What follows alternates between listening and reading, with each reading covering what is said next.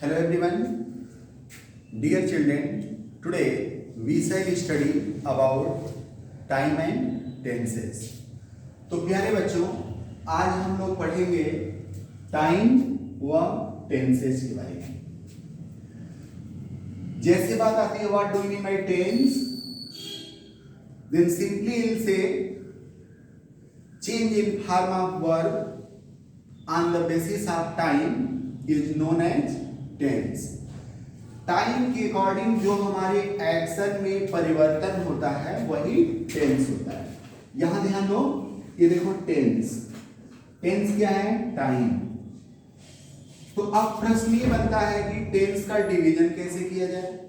Very simply you can say that since tense is a time, तो this time is divided into three part. One is past, जो बीत गया है, present जो चल रहा है, फ्यूचर जो आने वाला है।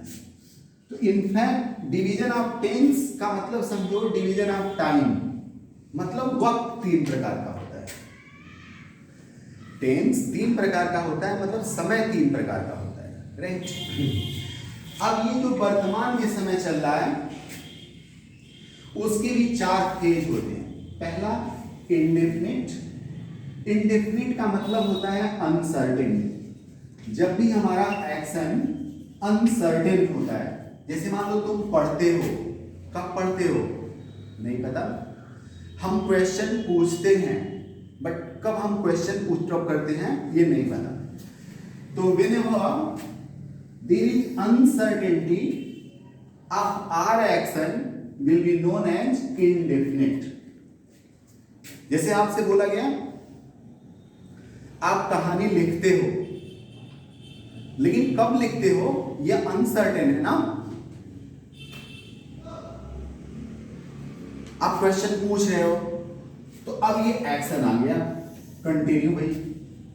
पूछते हो, पूछ रहे हो, पढ़ रहे हो, लिख रहे हो, जा रहे हो, तो whenever continuation of action is going on will be known as continuous. लेकिन अगर मैं सिंपली ये कहूं कि आप क्वेश्चन सॉल्व करते हो, लेकिन कब करते हो ये तो नहीं पता ना, तो अनसर्टेनिटी हुई। जब अनसर्टेनिटी हुई इसलिए इंडेफिनिट नाम दिया गया। तो क्वेश्चन सॉल्व करते हो, लेकिन वक्त आएगा ना कि जब आप कर रहे हो क्वेश्चन सॉल्व कर रहे हो, क्वेश्चन पूछते हो, क्वेश्चन पूछ रहे हो continuation. Whenever continuation of action is going on will be known as continuous. तो बेटा ध्यान देने की बात होगी कि whenever continuation of action is going on, always keep in the mind ing form verb will be used. Whenever continuation of action is going on, always keep in the mind fourth form of verb will be used. इसमें ing लगेगा, is के साथ ing present continuous, was के साथ ing past continuous, will be shall be के साथ ing future continuous. It means whenever continuously mean continuation of our action means ing form will be used. तो अब बताओ प्रेजेंट में अगर कंटिन्यूअस है तो क्या लगाओगे? is के साथ ing। पास्ट में क्या लगाओगे? was के साथ ing। फ्यूचर में क्या लगाओगे? will be shall be के साथ ing। जैसे हम अंग्रेजी बोलते हैं बट कब बोलते हैं नहीं पता, तो वी स्पीक इंग्लिश, लेकिन हम अंग्रेजी बोल रहे हैं तो वी आर स्पीकिंग इंग्लिश। बोल रहे थे वी वर स्पीकिंग इंग्लिश, बोल रहे होंगे we shall be speaking English. अब आपको ये डाउट हो सकता है कि ये हेल्पिंग वर्ब जैसे ईजेएमआर यहां लिखा गया है, कहां इज लगेगा, कहां एम लगेगा, कहां आर लगेगा। तो आपकी प्रॉब्लम सॉल्यूशन के लिए मैंने यहां लिख दिया है आई के साथ एम प्रेजेंट टेंस में, वाज पास्ट टेंस में लगेगा। वर्ब फोर फॉर्म का मतलब होता है ING form. What do mean by verb four form? ING form. Is it clear? We you they जो भी प्लूरल होगा इसके साथ आर लगेगा प्रेजेंट टेंस में, वर लगेगा पास्ट में, और फोर्थ फॉर्म का मतलब हो गया आईएनजी फॉर्म प्लस ऑब्जेक्ट हो जाएगा। लेकिन यही पार्ट अगर ये फ्यूचर में हो तो जो भी सब्जेक्ट होगा, जैसे देखो यहां विल सेल के साथ बी लगा करके आईएनजी लगा दोगे। जैसे मान लो you are speaking, you were speaking, you will be speaking, you are solving question, you were solving question, you will be solving question. It means whenever continuation of action is, ing form will be used. ठीक। अब आप generally पढ़े हुए एक controversial point मैंने लिख लिया कि परफेक्ट सर यहां होगा, परफेक्ट कंटिन्यूअस तो लास्ट में होना चाहिए, लेकिन नहीं होगा। इसलिए नहीं होगा, समझो जैसे आप क्वेश्चन पूछते हो, क्वेश्चन पूछ रहे हो, 2 घंटे से प्रश्न पूछ रहे हो, क्वेश्चन पूछ चुके, समझ रहे हो। जैसे हम इंग्लिश पढ़ते हैं, कब पढ़ते हैं नहीं पता, अनसर्टेन तो इंडेफिनिट हो गया, लेकिन वक्त आएगा हम लोग पढ़ रहे होंगे। हम इंग्लिश पढ़ते हैं, इंग्लिश पढ़ रहे हैं, अरे यार 2 घंटे से तो पढ़ रहे हैं, इंग्लिश पढ़ चुके हैं। It means complete action is there at the last, तो परफेक्ट मीन्स कंप्लीट एक्शन। तो whenever completion of the action is in a sentence will be known as perfect. अब बेटा ऐसे तुम इसको स्पीकिंग में ले लो,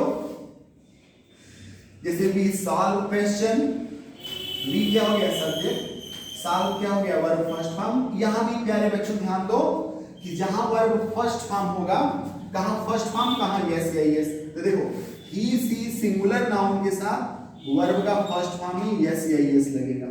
जैसे he plays, she plays, Riya plays, Raj plays. लेकिन अगर ये प्लूरल होगा, आई वी यू दे, समझ पा रहे हो, तो उसके साथ क्या लगाओगे आप, जब कभी भी अगर मान लो अगर ये प्लूरल आ गया, फॉर एग्जांपल जैसे मान लो यू है, वी है, दे है, इवन आई को भी फर्स्ट पर्सन प्रोनाउन में लेते हैं ना, तो बॉयज, गर्ल्स, इसके साथ आप क्या लगा लोगे, verb only first form, no s और यस विल बी यूज्ड। ठीक है, अब इसको कम्युनिकेशन में ले लो,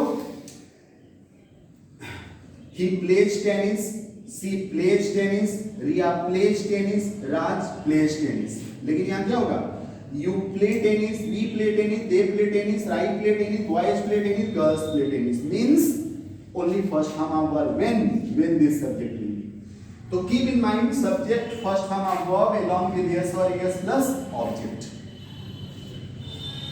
तो चलो भाई अब इसको हम स्पीकिंग में ले लेते हैं। हम क्वेश्चन सॉल्व करते हैं, we solve question, question solve कर रहे हैं, we are solving question। सुबह से क्वेश्चन सॉल्व कर रहे हैं, we have been solving question since morning।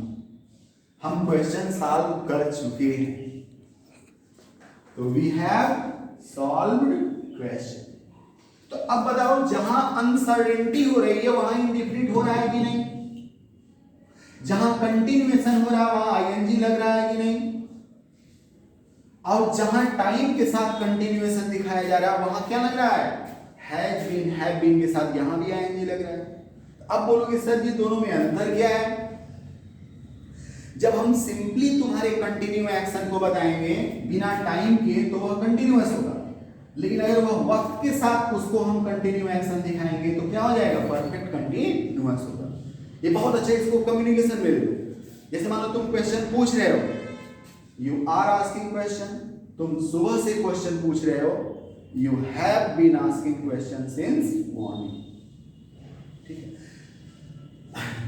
आप अंग्रेजी बोल रहे हो, टाइम नहीं है, यू आर स्पीकिंग इंग्लिश, तुम सुबह से अंग्रेजी बोल रहे हो, टाइम दे दिया सुबह से, तो you have been asking, you have been speaking English since morning. Means क्या हुआ, जब टाइम दिया है तो हैव बीन के साथ आएंगी।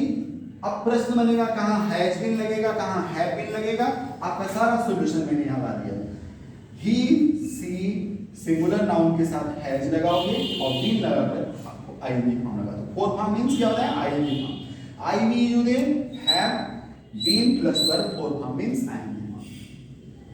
आप बोलोगे सर पास्ट में क्या होगा? पास्ट का वेरी कॉमन, इसमें सब्जेक्ट से मतलब नहीं है, कोई भी होगा तो हैड लगेगा। सिर्फ प्रेजेंट में आपको प्रॉब्लम है कि ही सी सिंगुलर नाउन के साथ हैज बीन आईएनजी और आई वी यू दी के साथ हैव बीन आईएनजी। लेकिन पास्ट में क्या होगा? What will be in the past? In past had will be used whether singular और plural. It does not matter whether singular और plural, always had will be used. तो चलो भाई अब दूसरा बोलते हैं। वह आम खाता है, he eats mango। वह आम खा रहा है, he is eating mango। वह सुबह से आम खा रहा है, he has been eating mango since morning। वह आम खा चुका है, he has eaten mango। तो अब यहां देखो एक अनसर्टेनिटी हुई, वह आम खाता है, वह एप्पल खाता है, वह कहानी लिखता है, ये अनसर्टेनिटी इंडेफिनिट। लेकिन अब खा रहा है, लिख रहा है, पढ़ रहा है, कंटिन्यूएशन हो गया।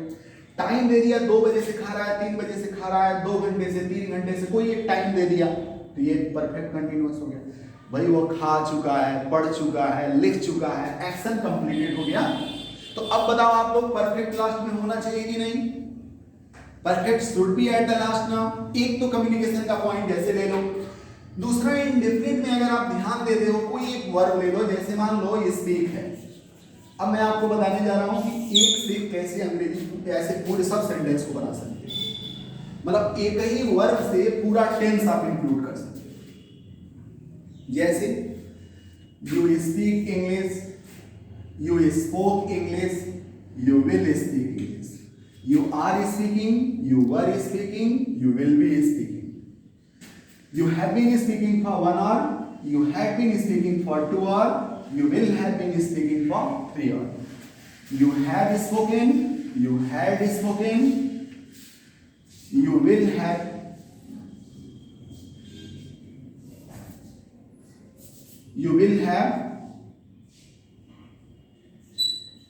spoken. One mistake was there.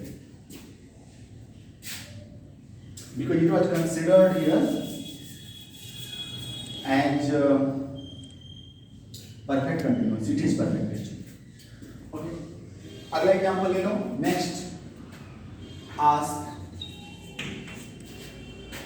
Boys ask question in the class, boys asked question in the class, boys will ask question in the class. Boys are asking, boys were asking, boys will be asking. Boys have been asking question since morning. Boys had been asking question since morning. Boy will have been asking question since 2 o'clock. Boys have asked question. Boys had asked question. Boys will have asked question. तो अब आप बताओ, common point data समझने की कोशिश करो। जब कभी भी इंडेफिनिट होगा तो उस इंडेफिनिट में ता ती ते जरूर आएगा। प्रेजेंट में ता है ती है ते है आएगा। जब ता है ती है ते है आएगा क्या यूज करोगे? वर्ब का फर्स्ट फॉर्म या वर्ब के फर्स्ट फॉर्म में यस या यस। अब प्रश्न बनेगा, अगर वर्ब का फर्स्ट फॉर्म है तो हेल्पिंग वर्ब क्या होगा? डू होगा। वर्ब में यस या यस होगा तो हेल्पिंग वर्ब क्या होगा? डज होगा। क्लियर? मैंने यहाँ देखिए क्लियर कर दिया है, जहां वर्ब के फर्स्ट फॉर्म में एस या एस लगा हो वहां डज नॉट लगेगा। जब वर्ब के फर्स्ट फॉर्म केवल हो तो वहां हेल्पिंग वर्ब क्या हो जाएगा? डू लगेगा। Is it clear? आई और वी के साथ हमेशा सेल लगता है जनरली, और बाकी सब्जेक्ट के साथ हमेशा विल लगता है। लेकिन अगर कंपल्सन दिखाया जाए, सर्टेनिटी दिखाया जाए, तो आई और वी के साथ विल हो जाता है, रेस्ट के साथ सेल हो जाता है। जैसे मान लो हम स्कूल जाएंगे, we shall go to school, और we will go to school, अवश्य जाएंगे। ठीक है? वह एनसीसी ज्वाइन करेगा, ही विल ज्वाइन एनसीसी, नहीं भी ज्वाइन कर सकता है।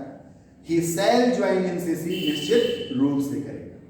तो एक पॉइंट इसमें ध्यान देना होगा कि आई और वी के साथ जनरली शैल, बाकी के साथ विल। लेकिन सर्टेनिटी और कंपल्सन की कंडीशन में इसको हम रिवर्स कर देते हैं। Is it clear? एक पॉइंट और, मॉडर्न कम्युनिकेशन में केवल विल का यूज होता है, सेल का यूज नहीं करते हैं, तो सेल विल का चक्कर दिमाग से हटा दो। लेकिन अगर इंट्रोगेटिव सेंटेंस होगा तो माइंड करना, इंट्रोगेटिव में ये रूल कम्युनिकेशन में आज भी यूज करते हैं कि आई और वी के साथ सेल, बाकी के साथ विल। इंट्रोगेटिव में, मॉडर्न इंग्लिश में भी हम सेल और विल को फॉलो करते हैं। क्लियर? तो अब दूसरे से हम लेते हैं। अब बताओ, कॉन्सेप्ट क्लियर करो। यहाँ इंडेफिनिट में बताओ भैया, प्रेजेंट इंडेफिनिट में क्या होगा? वर्ब का फर्स्ट फॉर्म यस या यस, फर्स्ट फॉर्म होगा तो हेल्पिंग वर्ब क्या होगा? डू। यस या यस लगा होगा, हेल्पिंग वर्ब क्या होगा? डज। कौन सा फॉर्म ऑफ वर्ब आएगा? वर्ब फर्स्ट फॉर्म आएगा। अच्छा जी, कंपेयर करो पास्ट इंडेफिनिट से। तो प्रेजेंट इंडेफिनिट में ता है, पास्ट इंडेफिनिट में ता था। प्रेजेंट इंडेफिनिट में verb first form, past indefinite में verb second form. Present indefinite में डू डज के साथ फर्स्ट फॉर्म, इसमें डिड के साथ वर्ब फर्स्ट फॉर्म। हमेशा बेटा ध्यान देना, जब कभी भी सेंटेंस में डू डज डिड आएगा, always first form of verb will be used. Do does did के साथ ना तो यस ले या यस लगेगा, ना तो वर्ब सेकंड फॉर्म लग सकता है। डू डज डिड आया तो always first form of verb will be used. I think it's clear. Future का ऑलरेडी क्लियर ही है, राइट? कंटिन्यूएशन में क्या होता है बताओ? आईएनजी लगेगा। प्रेजेंट कंटिन्यूअस है तो इज एम आर के साथ आईएनजी, पास्ट कंटिन्यूअस है वाज वर के साथ आईएनजी, फ्यूचर कंटिन्यूअस है विल बी शैल बी के साथ आईएनजी। चूंकि कंटिन्यूअस यहां भी है कि इसमें आईएनजी लगेगा, लेकिन परफेक्ट कंटिन्यूअस है तो परफेक्ट का हेल्पिंग वर्ब क्या होता है? हैव होता है। तो चूंकि परफेक्ट कंटिन्यूअस है, परफेक्ट माने कंप्लीट, कंटिन्यूअस माने विल कंटिन्यू। जैसे मैं कहता हूं 2 बजे से मैं पढ़ा रहा हूं, तो मैंने पढ़ाया कुछ होगा ना, तो वह कंप्लीट हो गया। अभी भी पढ़ा रहा हूं तो कंटिन्यू भी हो गया। तो चूंकि परफेक्ट है इसलिए हैव हैड लगेगा, अभी भी जारी है इसलिए आईएनजी लगेगा। जैसे आपसे कोई क्वेश्चन पुटअप करे कि परफेक्ट में जब आईएनजी, जब परफेक्ट कंटिन्यूअस में जब आईएनजी लगाते हैं तो क्यों हम हैज हैव हैड लगाते हैं? तो सिंपली बता देना कि चूंकि परफेक्ट है इसलिए हैज हैव हैड लगेगा, और चूंकि कंटिन्यूअस भी है तो आईएनजी भी लगेगा। तो दोनों को मिला दिया गया, समझे? तो तुम क्वेश्चन पूछ रहे हो, यू आर आस्किंग क्वेश्चन। तुम 2 घंटे से क्वेश्चन पूछ रहे हो, you have been asking question for 2 hour. हम फिजिक्स का क्वेश्चन सॉल्व कर रहे हैं, we are solving question of physics. हम 2 बजे से फिजिक्स का क्वेश्चन सॉल्व कर रहे हैं, we have been solving question of physics since 2 o'clock। Points of time यानी फिक्स टाइम के लिए सिंस लगाओगे, पीरियड ऑफ टाइम यानी ड्यूरेशन ऑफ टाइम के लिए फॉर लगाओगे। समझ गए? तो अब देखो इसको स्पीकिंग में ले लो। कैसे? You ask question, you asked question, you will ask question. You are asking, you were asking, you will be asking. You have been asking question for 1 hour, you have been asking question for 2 hours, you will have been asking for question for 3 hours. You have asked question, you had asked question, you will have asked question. अगला example, एक sentence, एक verb से पूरा tense, एक verb से पूरे tense को include कर दो। जैसे देखो लर्न, ठीक है? जैसे boys learn music, boys learned music, boys will learn music. Boys is learning, boys was learning, sorry boys are learning, boys were learning, boys will be learning. Boys have been learning English for 1 hour, boys had been learning English for 2 hours, boys will have been learning English for 3 hours. Boys have learned music, boys had learned music, boys will have learned. दूसरा कोई verb ले लो, take other verb. Scolds, scold मतलब डांटना फटकारना। Mother scolds me, mother scolded me, mother will scold me. Mother is scolding, mother was scolding, mother will be scolding. Mother has been scolding since childhood. Mother had been scolding since childhood. Mother will have been scolding since childhood. Mother has scolded. Mummy डांट चुकी है, पापा का number है। Mother had scolded, mother will have is golden. I think your concept is clear. कैसे इसको speaking में ले लो, एक चार्ट लो, बस वर्ब को पकड़ो और कोशिश करो कि एक ही वर्ब से पूरा टेंस बना। तो एक तो इस साइड से ले जाना, ठीक है, एक तो इस साइड से ले जाना पूरा। आइए कैसे ही लेते चले जाना। जैसे मान लो पास्ट इंडेफिनिट पहचान रूल, जैसे ये देखो प्रेजेंट इंडेफिनिट ये पहचान है ये रूल, पास्ट इंडेफिनिट ये देखो पहचान है ये रूल, फ्यूचर इंडेफिनिट ये देखो पहचान है और ये रूल, समझ गए। इसी तरह प्रेजेंट कंटिन्यूअस ये पहचान है ये रूल, ये पास्ट कंटिन्यूअस ये देखो पहचान है ये रूल, और ये देखो फ्यूचर कंटिन्यूअस ये पहचान है और ये रूल। अगर आप समझ पा रहे हो, राइट। तो इसको इस तरीके से भी ले लो, जैसे ही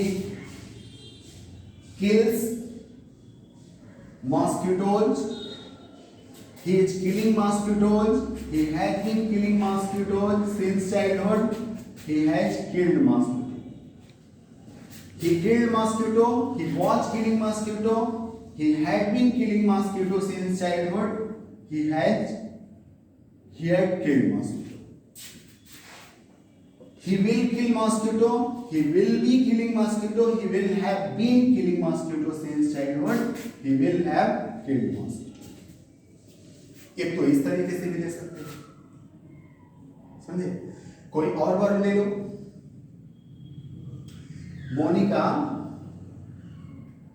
कुक्स food, Monica cooks food, Monica cooked food, Monica will cook food, Monica is cooking, Monica was cooking, Monica will be cooking, Monica had been cooking since childhood, Monica had been cooking since childhood, Monica will have been cooking since childhood, Monica has cooked, Monica had cooked, Monica will have cooked। एक से पूरा है। या तो ऐसे ही ले लो, Monica is, Monica cooks food, Monica is cooking, Monica has been cooking since childhood, Monica has cooked। तो तुम ऐसे वर्ब को पकड़ो, जैसे मान लो आप बोलो boys study physics, boys study physics, boys studied physics, boys will study physics, boys are studying physics, boys were studying physics, boys will be studying physics, boys has been studying physics since childhood, boys had been studying physics since childhood, boys will have been studying physics for one hour, boys has studied, boys had studied, boys will have studied। I think your concept is clear. To in rest of the class, we shall study about the segregation in part wise with how to use such tenses in your communication and interaction. In this way, I am trying to make you understand about the way and technique how to frame all type of sentences and how to bring this tense in your communication and your conversation. Okay, children?